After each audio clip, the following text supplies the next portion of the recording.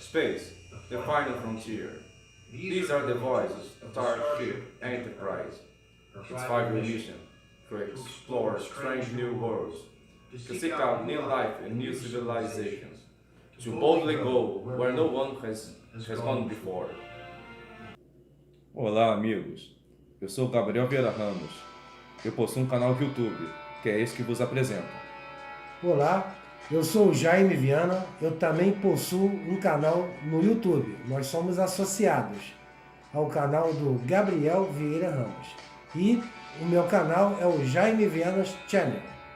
Neste vídeo estaremos comentando a resenha sobre o livro No Mundo da Ficção Científica, que é um compilado das melhores obras de ficção científica, escrito e organizado por Isaac Asimov, nascido na Rússia em 1920 e foi para os Estados Unidos com a família aos 3 anos de idade. Isaac Asimov é considerado um dos maiores escritores de sci-fi em inglês, que é a abreviação para ficção científica, ao lado de Arthur C. Clarke. Um fato interessante, que é demonstrado no livro, que esses dois são amigos e fizeram um tratado conhecido como Tratado Asimov-Clarke, de Park Avenue, que estabeleceu que Asimov declararia sempre que Arthur C. Clarke era o maior autor de ficção científica do mundo, ficando ele no modesto segundo lugar, enquanto Clarke afirmaria sempre exatamente o contrário. O livro é organizado em assuntos que iremos comentar ao longo deste vídeo. No primeiro capítulo, Isaac Asimov faz um apanhado da ficção científica em geral, procurando definir as fronteiras entre as obras de ficção científica e as de fantasia. Em um trecho do livro, ele escreve, abre aspas, a ficção científica e a fantasia, que podem ser reunidas sob o nome de ficção surrealista, referem-se a fatos que se verificam em ambientes sociais não existentes da atualidade e que poderão jamais existir. Fecha aspas. Exemplos disso incluem a sátira social de As Viagens de Gulliver, ou Os Animais Falantes, de The Jungle Book, Dr. Dolittle, ou então as influências sobrenaturais de O Paraíso Perdido, ou de O Senhor dos Anéis, e ainda as extrapolações científicas de A Guerra dos Mundos ou de O Encontro com Rama. No segundo capítulo, há instruções. Segundo Asimov, sugestões seria o termo mais apropriado de como escrever ficção científica. Ele enumera certos princípios gerais, tais como: uma pessoa terá que preparar-se para a carreira de autor de ficção científica, do mesmo modo que terá que fazê-lo quando se trata de qualquer profissão altamente especializada.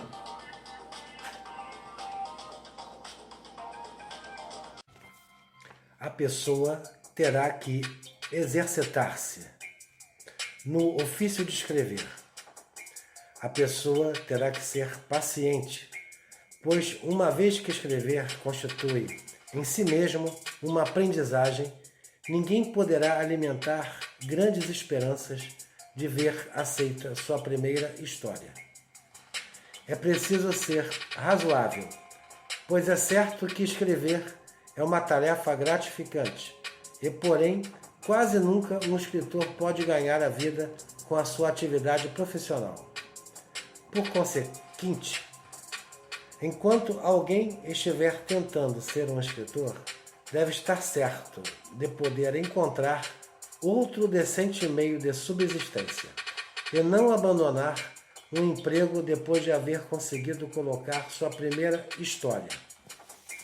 Nesse capítulo, Asimov ainda relata o seguinte: o valor educativo da ficção científica é de estimular a curiosidade e o desejo de saber. Isso é que a torna um valioso instrumento de aprendizagem. Em uma seção do livro, Asimov relata um tema que, devido à repetição desse, tornou-se um clichê. Nas histórias de sci-fi, o cientista é tratado como vilão, em sua maioria. Há os presunçosos, os loucos, os perversos, os arrogantes e os indiferentes. No prefácio 12, temos um assunto muito interessante: o vocabulário da ficção científica.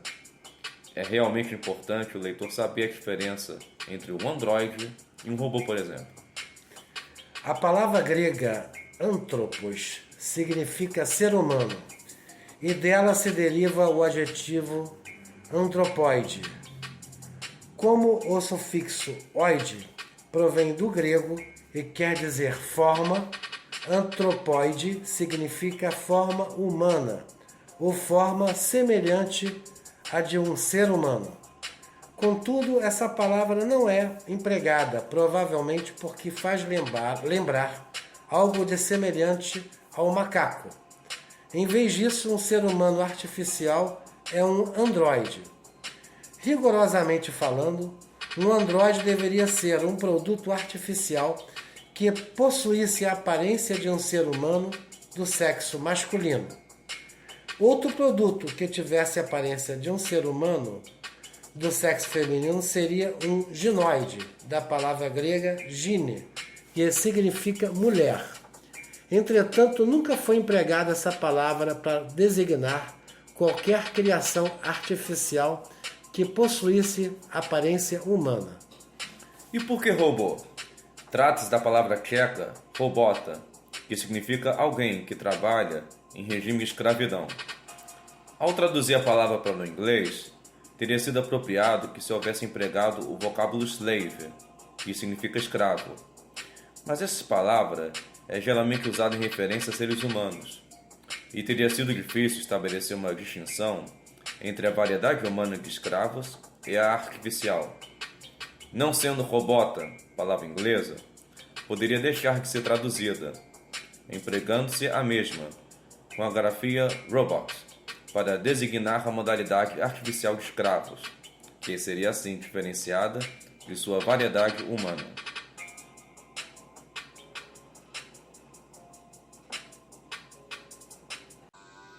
A palavra latina monstrum quer dizer augure, aquele que adverte os homens contra as desgraças, do latim monere, que significa advertir.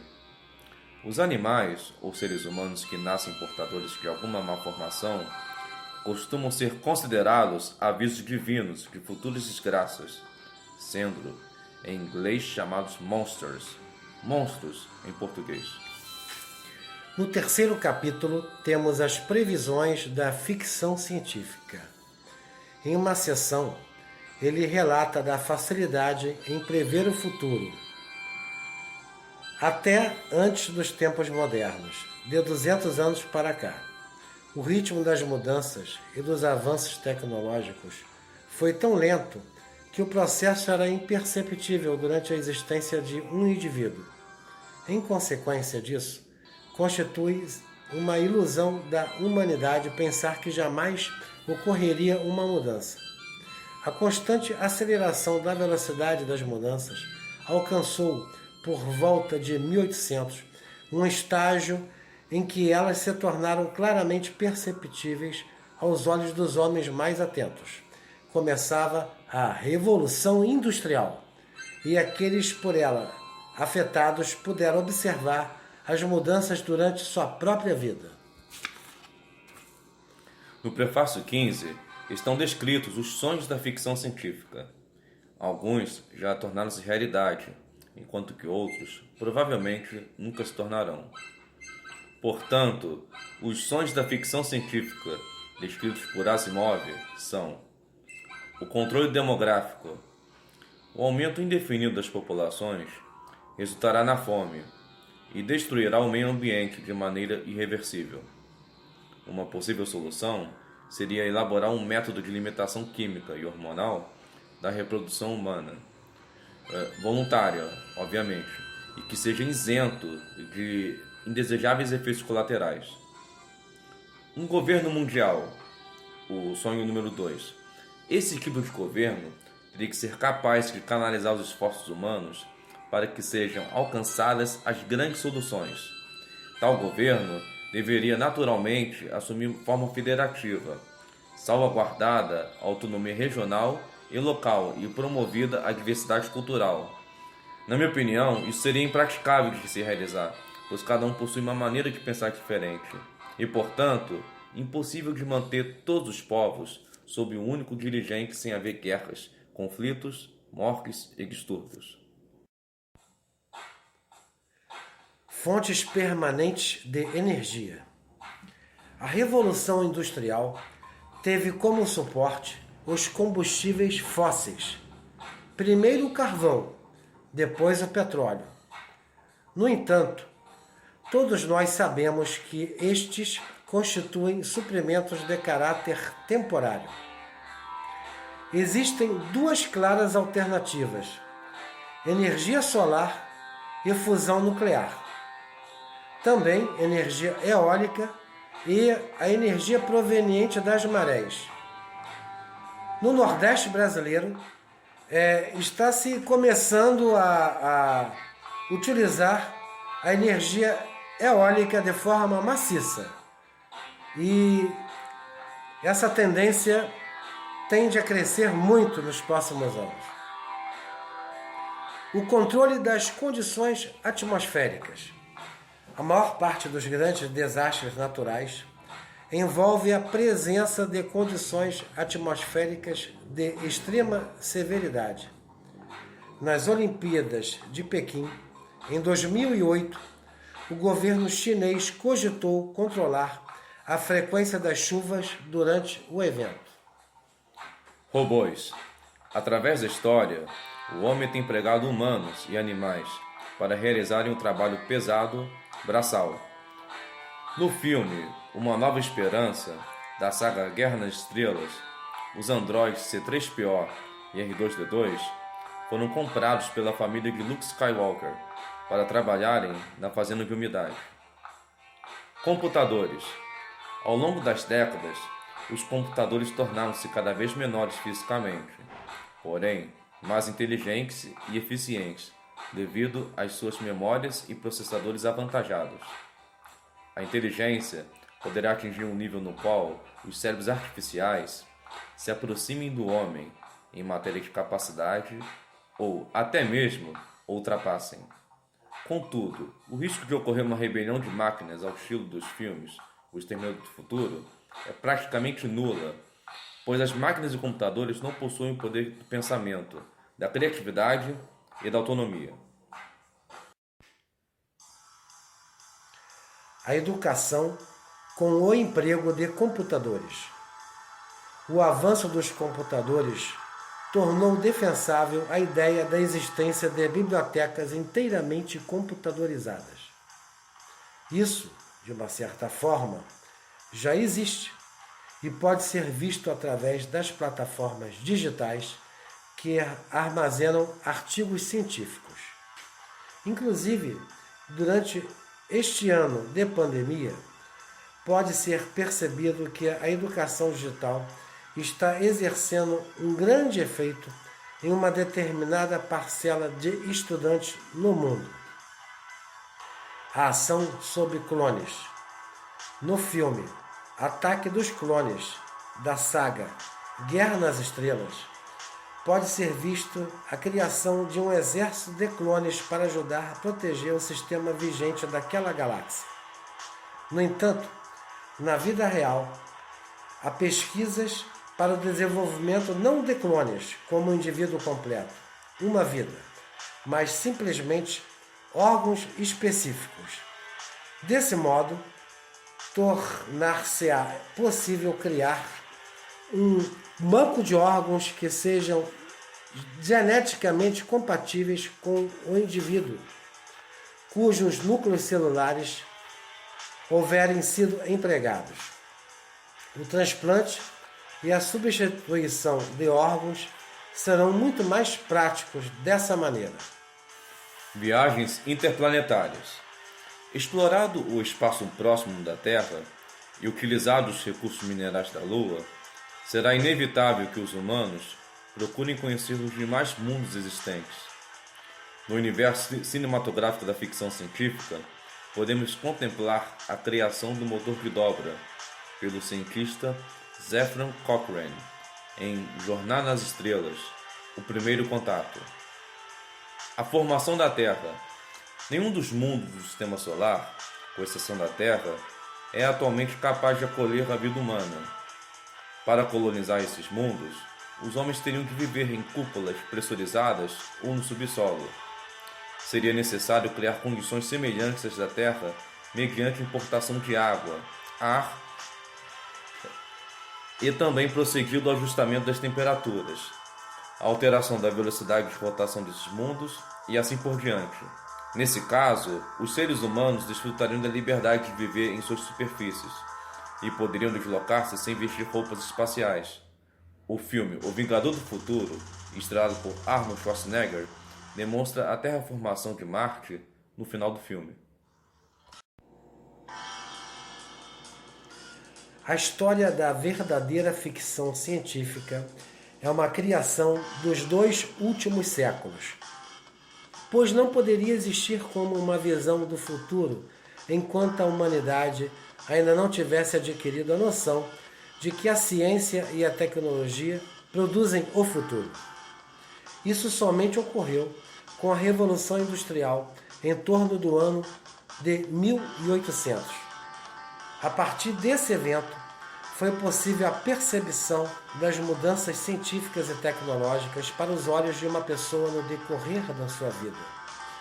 Antes disso, jamais foi observada qualquer mudança visível na maneira essencial de viver, no decurso de uma existência de um indivíduo. Chegou um momento em que o fogo foi dominado, a agricultura desenvolveu-se, a roda foi inventada e criados o arco e a flecha. Entretanto, tais invenções advieram em intervalos tão longos, estabeleceram-se de um modo tão lento, disseminaram-se tão demoradamente de seus pontos de origem, que o ser humano individual não foi capaz de perceber qualquer mudança no decurso de sua vida.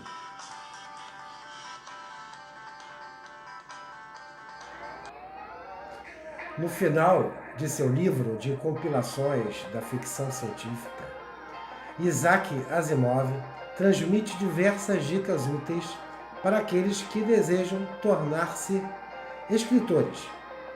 Os itens são descritos a seguir e é preciso, primeiro, gostar de escrever, ou seja, tem que ser um ato extremamente agradável.